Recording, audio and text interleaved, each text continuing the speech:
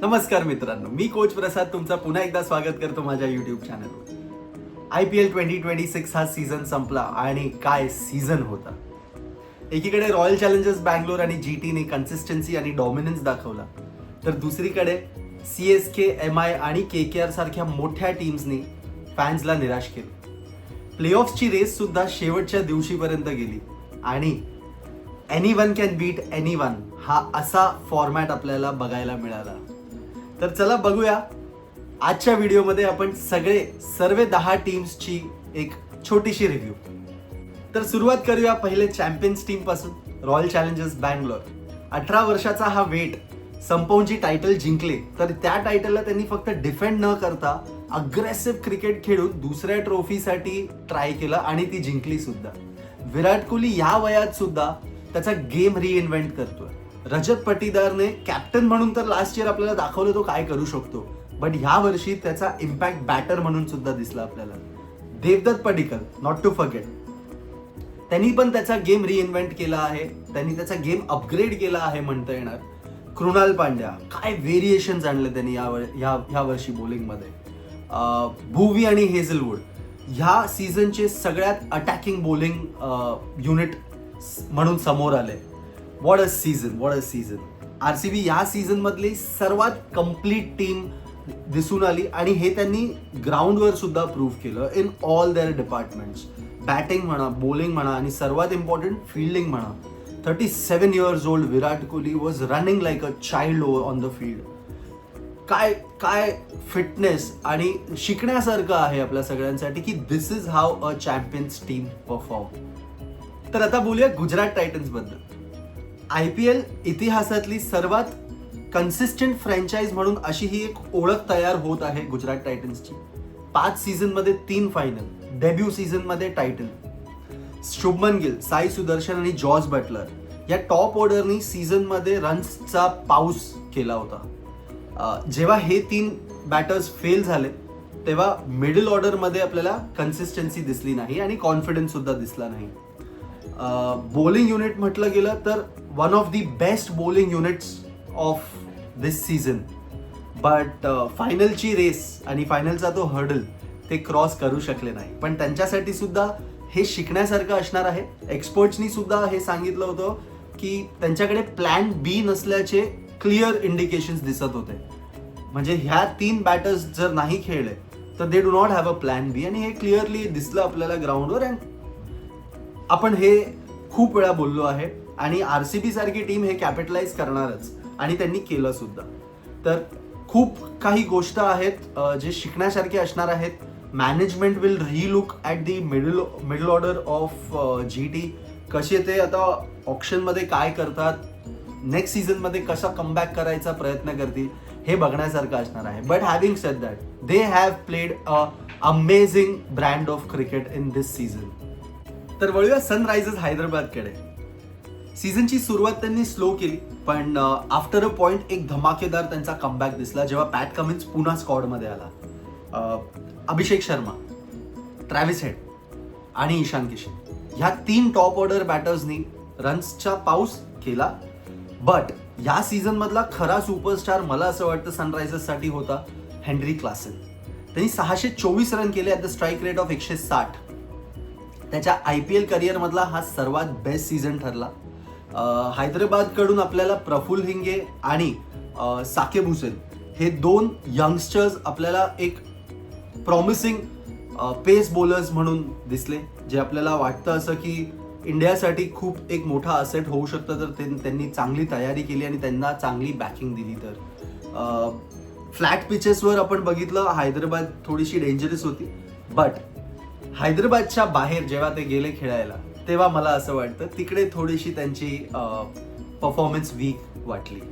आता बोलूया राजस्थान रॉयल्स बद्दल. माझा पहिला व्हिडिओ IPL सीझन सुरू व्हायच्या आधी मी सांगितलं होतं की ही टीम एक डार्क हॉर्स म्हणून येणार आहे आणि यांना इग्नोर करणं डिफिकल्ट असणार आहे आणि हे त्यांनी प्रूव्ह केलं.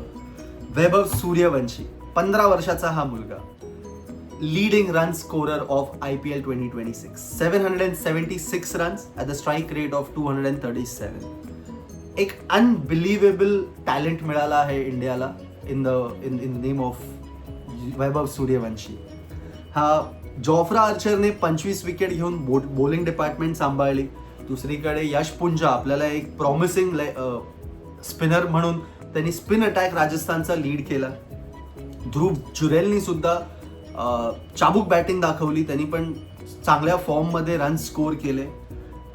पण रियान पराग मला असं वाटतं as a captain he played his part, but as a batter मला असं वाटतं तो कुठेतरी कमी, मला असं वाटलं की he could have done much better. त्याचा जो फॉर्म लेट नॉकआउट स्टेजेसमध्ये आला, तर जो पहिला आला असता तर कॉन्फिडन्स त्याचा पण वाढला असता आणि he would have been in a better position to contribute towards the win of his team. Off the field controversies मध्ये तर हेडलाईन्समध्ये राजस्थान रॉयल्स होतीच, बट ओव्हरऑल फ्युचरसाठी ही टीम खूप एक्साइटिंग आहे आणि I am sure the management will work on the middle order for sure. आता वळूया पंजाब किंग्सकडे. ह्या टीमचा सीझन आपण 2 भागांमध्ये डिवाइड करता येईल. पहिला भाग होता एकदम डॉमिनन्स आणि दुसरा भाग होता एकदम कोलॅप्स. एक टाइमला असं वाटलं होतं ही टीम अनबीटन प्लेऑफ्समध्ये क्वालिफाय सुद्धा करेल आणि प्रॉबेबली फायनलिस्ट होती, वन ऑफ द फायनलिस्ट पण ठरू शकते. पण त्याच्यानंतर जे 6 मॅचेस सलग हरून जे प्लेऑफच्या रेसमधून बाहेर पडले, दॅट वॉज अनएक्सपेक्टेड. श्रेयस अय्यरनी चांगली कॅप्टन्सी केली, पण त्याला तेवढा सपोर्ट नाही मिळाला. त्यांचे टॉप ऑर्डर बॅटर्स एक पॉईंट नंतर कोलॅप्स केले, आउट ऑफ रन्स झाले. बॉलिंग डिपार्टमेंट सर्वात जास्त ब्लेम करण्यासारखी आहे. ब्लेम नाही म्हणता येणार, but that is the department that they would want to go back on the drawing board and work on it. Specially Arshdeep Singh, जो इंडियासाठी एवढा चांगला बॉलर आहे. He is a very good bowler, no two ways about it. पण जेव्हा गरज होती टीमला तेव्हा तो चालला नाही. तर आय एम शुअर ही टीम पुन्हा एकदा जेव्हा नेक्स्ट सीझनमध्ये येईल तर they will work on all their flaws आणि ही टीम मला असं वाटतं की ऑप्शनमध्ये आपल्याला ह्यांची बॉलिंग युनिट स्ट्रेंथ होताना आपल्याला दिसायला मिळेल. तर बोलूया आता दिल्ली कॅपिटल्स बद्दल. दिल्ली कॅपिटल्ससाठी पुन्हा एकदा एक सीझन डिसअपॉइंटिंग ठरला. अक्षर पटेलच्या सलग दुसऱ्या वर्षीच्या कॅप्टन्सीमध्ये प्लेऑफ्स मिस झाला. KL राहुलनी 500च्या वरती रन्स केले, पण त्या टीमसाठी फायदा नाही झाला. भरपूर फॅक्टर्स आहेत ज्यांना आपण बघू शकतो आणि त्याच्यावर चर्चा करू शकतो. जसं मिचेल स्टार्कचं लेट येणं टीममध्ये, कुलदीप यादवचा खराब फॉर्म, बॉलिंग युनिटमध्ये पोटेन्शियल न दिसणं, या सर्व गोष्टी आहेत जे मेजर मला असं वाटतं जे DCच्या प्लेऑफ्समधून बाहेर पडणं किंवा पुअर परफॉर्मन्ससाठी ब्लेम करू शकतो आपण. या सगळ्या गोष्टींचा DCला फटका नक्कीच पडला आहे, एवढा की मला असं वाटतं की कॅप्टन्सी चेंज होण्याची सुद्धा शक्यता असू शकते नेक्स्ट सीझनमध्ये. वळूया कोलकाता नाईट रायडर्सकडे. आय एम शुअर KKR फॅन्ससाठी हा सीझन असा असेल की आम्हाला नाही आठवायचा आहे, हा सीझन विसरण्यासारखा असला तर बरं असेल. कॅप्टन अजिंक्य रहाणेसाठी मला असं वाटतं हा कदाचित शेवटचा सीझन असू शकतो. पहिल्या 6 मॅचेस सलग हरून सुद्धा 7व्या पोझिशनवर त्यांनी त्यांचा कॅम्पेन एंड केला. कॅमरून ग्रीनला रेकॉर्ड प्राईजवर घेतला होता, बट त्याचा परफॉर्मन्स एक्सपेक्टेशन्स मीट नाही करू शकला. बॅटिंग म्हणा, बॉलिंग म्हणा, फिल्डिंग म्हणा, ॲज अन ओव्हरऑल युनिट ह्या टीमने या तिन्ही डिपार्टमेंटमध्ये एक्सेल नाही केलं आणि खूप ॲव्हरेज परफॉर्मन्स राहिलं. तर या टीमसाठी रिग्रुप होणं, ऑप्शनमध्ये एक चांगली टीम तयार करणं हे आपल्याला नक्कीच बघायला मिळेल. That is the way they will come back next season. आता वळूया सगळ्यात फेमस आणि सगळ्यात मोठी फ्रँचाईज CSK कडे.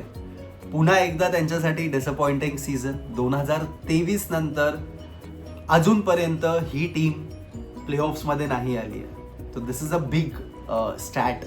ऋतुराज गायकवाड जेव्हापासून कॅप्टन झालाय तेव्हापासून रन्समध्ये फ्लरिश होत नाहीये, बॅटिंग त्याची जेवढी पाहिजे तेवढी होत नाहीये. आणि सर्वात मोठा प्रश्न, MS धोनी नेक्स्ट सीझन खेळणार का? याचा उत्तर माझ्याकडे सुद्धा नाही आहे, तुमच्याकडे सुद्धा नाही आहे. याचा उत्तर फक्त MS धोनीकडेच आहे. बट हॅव्हिंग सेड दॅट, मला असं वाटतं की CSKला एक नवीन अप्रोचची गरज असणार आहे. Now that they have Sanju Samson आणि हार्दिक पांड्याचे ट्रेडचे रूमर्स जे आपण ऐकले आहेत, तर maybe they would want to look for another captain आणि एक नवीन कॅप्टन सोबत एक नवीन अप्रोच. आता वळूया IPL 2026 मधली सर्वात मोठी डिसअपॉइंटमेंट म्हणजे मुंबई इंडियन्सकडे. जसप्रीत बुमराह, सूर्यकुमार यादव, हार्दिक पांड्या, तिलक वर्मा हे एवढे मोठे स्टार्स असताना सुद्धा मुंबई इंडियन्स प्लेऑफ्स सोडा 10 मॅचेस सुद्धा जिंकू शकली नाही. रोहित शर्मा आय थिंक चांगल्या इनिंग्स खेळला आहे तो, बट इंजरीजमुळे तो सुद्धा कन्सिस्टंट सीझन खेळू शकला नाही आणि त्याचा परफॉर्मन्स आपल्याला दिसला नाही. आय होप की तो खेळला असता तर मुंबई इंडियन्ससाठी थोडंसं डिफरंट राहिला असता अप्रोच. कॅप्टन्सी आणि लिडरशिपमध्ये सीझन भर आपण ऐकलं आहे की देर हॅव बीन डिफरन्सेस असे रुमर्स आहेत. तर काय वाटतं तुम्हाला नेक्स्ट कॅप्टन कोण असू शकतो मुंबई इंडियन्ससाठी? जर हार्दिक ट्रेड होतो तर बुमराह लीड करणार की Tilak Varma? We have no idea. हे आपल्याला नेक्स्ट सीझनमध्ये नक्कीच कळेल. But as a group, as a unit, as a team मला असं वाटतं they really need to come to the drawing board, sort their differences आणि प्ले लाईक अ टीम. हे खूप महत्त्वाचं असणार आहे नेक्स्ट सीझनमध्ये. आणि शेवटी आपण वळूया लखनौ सुपर जायंट्सकडे. ह्या फ्रँचाइजचे रिवॅम्पचा प्रोसेस ऑलरेडी सुरू झाला आहे. ऋषभ पंतनी कॅप्टन्सी सोडली आहे. आय होप की त्याचे हे 2 वर्षांचा बॅड पॅच सुद्धा संपलेल ह्या कॅप्टन्सी सोडल्यानंतर आणि एक नेक्स्ट इयर आपल्याला ऋषभ पंत जो टॅलेंट आहे आणि ज्या लेवलवर तो क्रिकेट खेळतो आपल्याला त्याचा एक इम्पॅक्ट बघायला मिळेल नेक्स्ट सीझन. बॉलिंगमध्ये मोहम्मद शामी, प्रिन्स यादव, मोहसिन खान या तिन्ही बॉलर्सनी इम्पॅक्टफुल बॉलिंग केली. But batting unit completely flop झाले. निकलेस पुरन म्हणा, ऋषभ पंत म्हणा, ह्या 2 बॅटर्सकडून जेवढे एक्सपेक्टेड आपल्याला परफॉर्मन्सेस होते ते आले नाही. तर मला असं वाटतं टॉम मूडी, जस्टिन लँगर आणि संजीव गोयंका हे तिघं आता मिनी ऑक्शनमध्ये नक्कीच एक नवीन कॅप्टन आणि विथ अ न्यू कॅप्टन एक नवीन अप्रोच शोधण्याचा नक्कीच प्रयत्न करतील. तर मित्रांनो, अशी होती IPL 2026ची टीम्सची जर्नी. खूप काही शिकवून गेली. RCBने आणि GTने आपल्याला दाखवलं की कन्सिस्टन्सी कसं टॉपपर्यंत घेऊन जाते. SRH, RR या दोन्ही टीम्सनी फ्युचर स्टार्स क्रिएट करून दिले. पंजाब किंग्सकडून हे शिकण्यासारखं होतं की no matter where you are, cricket is always above everyone. तुम्हाला कधीही ओव्हर कॉन्फिडेंट नाही व्हायचं किंवा कधीही ग्रँटेड नाही घ्यायची गोष्टी. आणि दुसरीकडे CSK, MI आणि KKR अशा मोठ्या फ्रँचायझी आता रिवॅम्पच्या रिबिल्डवर पोचली आहे. तर तुमच्या मते या सीझनची सर्वात चांगली team I am sure trophy already जिंकून गेली आहे. तर तुमच्या मते सर्वात डिसअपॉइंटिंग टीम कोणती होती हे मला कॉमेंट्समध्ये नक्की कळवा. आणि before I end the video मला फक्त एक गोष्ट तुम्हाला सगळ्यांना सांगायची आहे की खूप खूप आभार आणि खूप खूप धन्यवाद तुम्हा सर्वांचे. यूट्यूब फॅमिली आपली 1.1K सबस्क्रायबर्सच्या वर झाली आहे. इंस्टाग्राम फॅमिली सुद्धा आपली 6,000च्या वर गेली आहे. तुमचा एवढा प्रेम आणि एवढा सपोर्ट मला खूप भरून आला आहे आणि आभार मानतो मी सर्वांचे. असाच प्रेम करत राहा, असाच सपोर्ट करत राहा. आपण लवकरच अजून क्रिकेटबद्दल व्हिडिओज घेऊन नक्कीच येऊ, कारण की क्रिकेट हे आपल्या लाईफमध्ये एक खूप चांगली गोष्ट आली आहे आणि there is lot of cricket left for the entire year and even after that. So stay connected.